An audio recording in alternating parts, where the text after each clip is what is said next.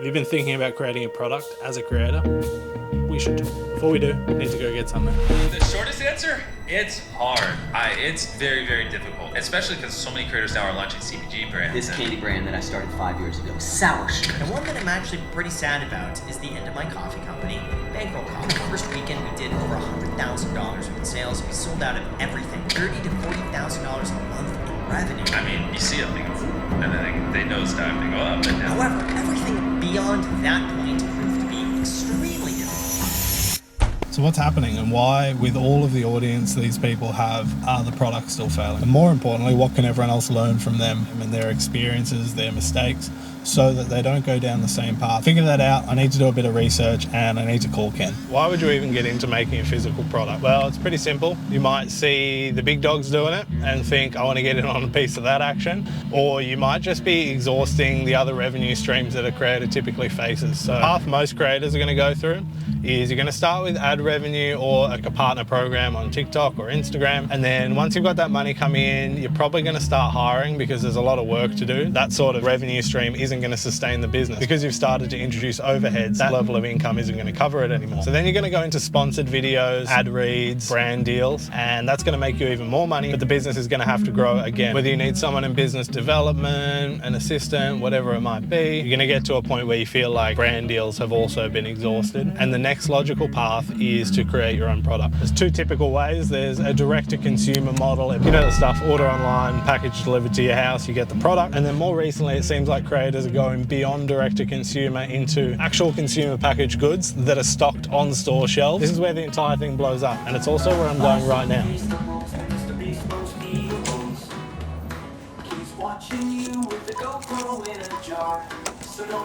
I tried to get Walmart to give me the security camera footage and they wouldn't. So I put hidden GoPros in a bunch of random Walmarts just to point it at the Feastival bars just to see why are they breaking so much. How bad I fucked up. Realistically, how bad could it be? After all, it's just a chocolate bar. Doesn't matter if you're trying to put something like this on a store shelf or selling direct to consumer. There's a huge range of unanticipated problems, and all of these creators tend to face them at different stages throughout their journey. Producing something that's apparently very complex or very simple is still going to encounter the same issues if we're talking about physical product. Today I'm going to talk to Ken, and we're going to discuss the 3 biggest dangers across this process that we see hundreds of creators making every time they launch a physical product. So if you're currently going through the process of launching a physical product or you're thinking about doing it in the future, this information can save you hundreds of thousands of dollars in mistakes. What you don't see is the pressure and the stress and the worry 24/7. There are few products that have a worse reputation than YouTuber products. Almost everyone is not making products that are better than what's out there. There's so much more to a company, like especially a CPG company, than just having a product, putting it on the shelf, knowing the right pricing, knowing the right SKUs and all that kind of stuff. And I know you have a lot of questions, okay?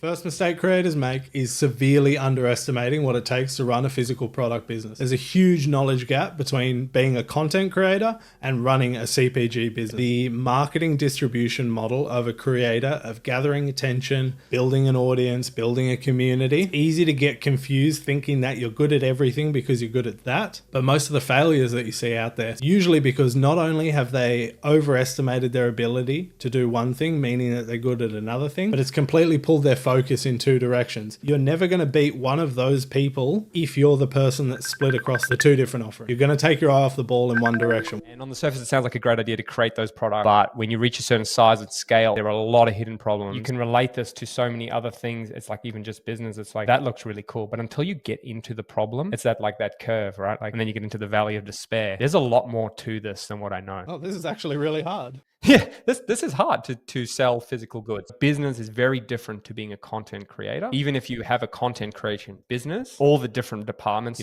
so like inventory, supply chain, pricing, customer acquisition, customer support, all those kind of things. So it's like understanding that when you do physical product, you have a very small margin. How do you maintain that margin? How do you price that good in the right space? So you're not going, racing to the bottom. There's a couple of paths. You can either go it alone, which is high risk, high reward, or form a strategic partnership, which is lower risk, but you'll have to share the profits. And I think this is where creators can actually be the strongest, is you can consider yourself the marketing department for a product. So it's very good to team up with, an existing product that really wants to scale and doesn't have a good marketing department. You become that but let them handle everything else. It's probably the best, especially if you're a certain size. Obviously, they're good examples of people doing it. Kevin from Epic Gardening, they did an amazing job. And if in his story, he noticed that people kept asking about them and saying, where do you get them from? So he saw a market there. There was obviously a demand. He skipped all the manufacturing, the logistics, because it's on the manufacturer to get it to him. And then he just had a store which sold the product, and he was the marketing division. So the second killer mistake is what I call the one-hit wonder syndrome. Most creators think their audience will buy anything they put out. The brutal truth is you only get a few chances to sell things to your audience before they stop trusting. So you've got a creator, big audience, and they see in the comments that lots of people want to buy something,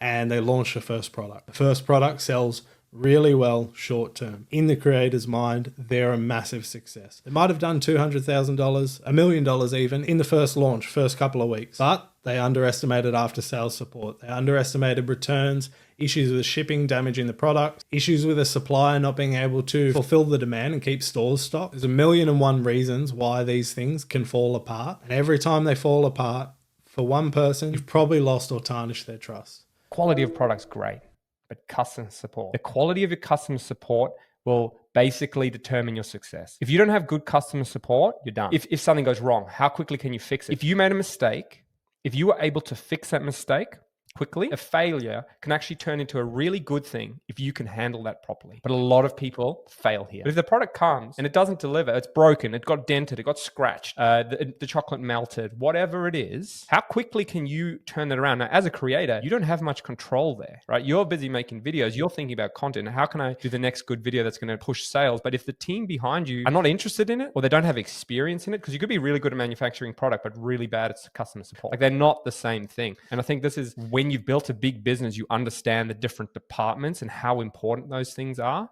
If you didn't anticipate in advance how much money you were going to have to spend to make good on your brand, your reputation, something goes wrong, this could literally put you out of business. It can take money away from your content creation business, put it into repairing your relationship that if you'd never launched anything wouldn't have been as at risk. Content creators are used to being able to fix things quite easily. Either it's editing a video, putting out another video, taking a video down, no harm done. They address it, they talk about it, problem solved. Doesn't work like that in the physical product space. If you're doing something like food, imagine what happens. One of those chocolate bars causes sickness. If you're a fitness influencer and you do a protein powder or something, that risk there, as a director of a company, guess who's that? That's you. Now that risk can be super high. So when you're doing a brand deal, it's like, oh yeah, that product that Ken promoted caused something. It's like, yeah, it's kind of just my name. There's no lawsuits after you, especially in America. So that's another piece of risk. It's not just financial, but it can also be, legal risks as well. So something to also keep in mind. What are the revenue potentials? What's the risk? Final and most expensive mistake is not understanding these numbers before you get into it. If you're doing R&D for the product, that might cost a little bit,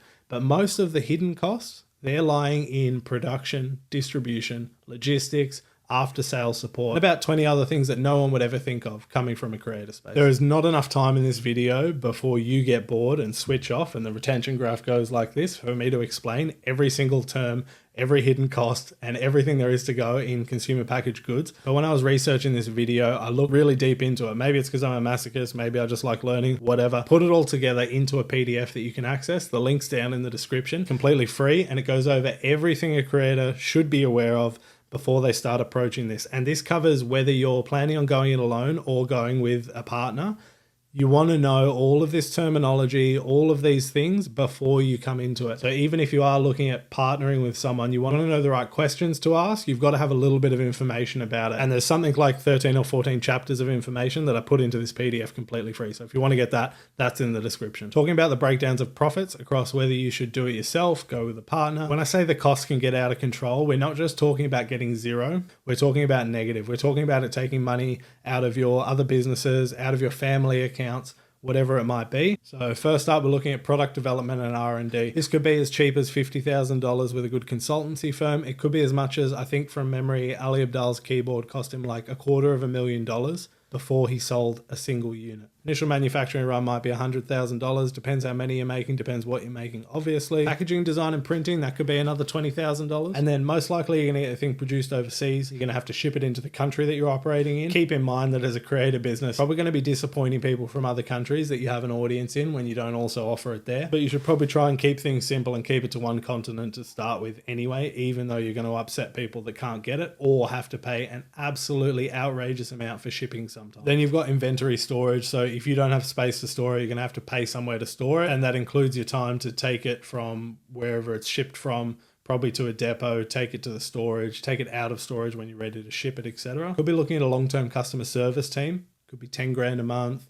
Returns and damages can be about 5 to 10% of revenue. All of the shipping and logistics, so not just the last mile of shipping it to the customer, but all of your shipping to get it from where it's produced to the customer, 15 to 30% of the product cost. And what nobody tells you before you go down this path is that you need all of this money before you make your first sale, before you've sold anything, assuming that you haven't run a pre-sale campaign. You have to pump money into marketing, and you're doing your best job with videos, but now how do you do more marketing? You need extra creators. So now you're doing the brand sponsorships, or you're paying Facebook now. You're paying Meta to get more ads. So you really need to focus, and that's why it's a really good idea to start small. And this applies to physical or software, and that's about finding and like iterating on that product with a small group of people, with a small, easy product, so that it's amazing and people want it. Because then they're going to tell their friends, and they're going to actually become another marketing engine for you. And I think these are the kind of things that people miss, because it's not, when you're doing content, it's not really about being so much of a normal standard business. It's really a marketing company. As a creator, you're used to fixing content mistakes with a simple edit, but when your physical product arrives damaged, or worse, you've chosen food or something that goes into the body and it makes someone sick, you can't just edit that out. You can't delete the product being sold to them. Every problem with the product you've introduced becomes a potential PR nightmare that can really hurt your brand. So what's the solution then? You don't want to take your attention off your channel, and you don't want to have to learn everything there is to know about packaged goods and products. There's 3 things you could do that could actually work. Number 1, strategic partnerships. So the first and safest path is going to be strategic partnerships. Instead of trying to create your own product from scratch, partner with an established manufacturer who already has all the infrastructure. They already know everything there is to know about getting a product from concept into a customer's hands and supporting it long. There's a lot of businesses that are really desperate for this because they have a great product, but they want to get marketing, and they're very willing to give a percentage of their company. So you actually become an owner of the company. And this is how you negotiate a strategic partnership. It's not just, hey, I send you work money and I get a clip. That's just an affiliate. What we're talking about here is it's a much tighter integration. It's like 10, 20% of the company in order to market this company. Because now it's good for both people, because as a creator, you have ownership. And as a business, that person marketing has ownership and buy-in. They're bought in. They're not going to just drop you, move on to the next one, because they're bought into the company. So they are really invested in seeing success of this company. And I think that's really important. And when you kind of outlining a strategic partnership, it's like, what can I bring to the table? How much money is it worth? And then what kind of percentage am I having? Your time's also going to come to an end, right? Like after 5-7 years of YouTube, people may not want to listen to you anymore. And that's just how things work. You're old news. But if you've now taken your time to build these partnerships, and you now have a partnership in a shoe company, you now get royalties forever.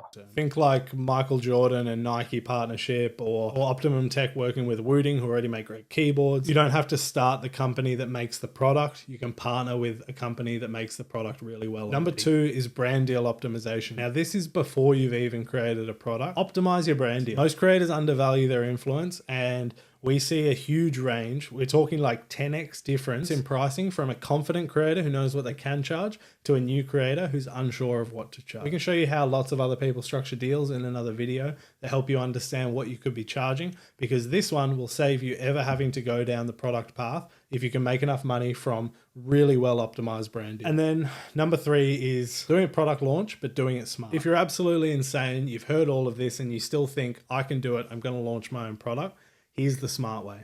And actually now realize that I'm not an expert in this industry. I need to actually start really small and iterate. I can't go from copy paste your success across, right? You're like, I'm massive, so whatever I do needs to be massive. And it's like, well, you need to really evaluate that and actually understand that it is a distraction. And it could be a good distraction, that's fine, because you're using and you're leveraging the thing. You need to start small because you need to now learn this, or hire people that have done it before. That everything you add brings down your margin. And that's fine, because the biggest companies in the world, you know, the Bezos, those guys own a very small portion of the company. You have a small piece of a massive pie. You can own a lot of the pie, but it could be very small. So you start with something very simple. Start with the smallest thing you can, something, like you said, very simple to manufacture, easy to distribute, and you can really test the water, because you are starting into a new world where you are not educated on yet. You can then ratchet up over time. You know, I understand manufacturing. I know how to deal with the manufacturers. I can go bigger and bigger. I have a team that are on top of that, while I can focus on my content and keep pushing and pushing and pushing.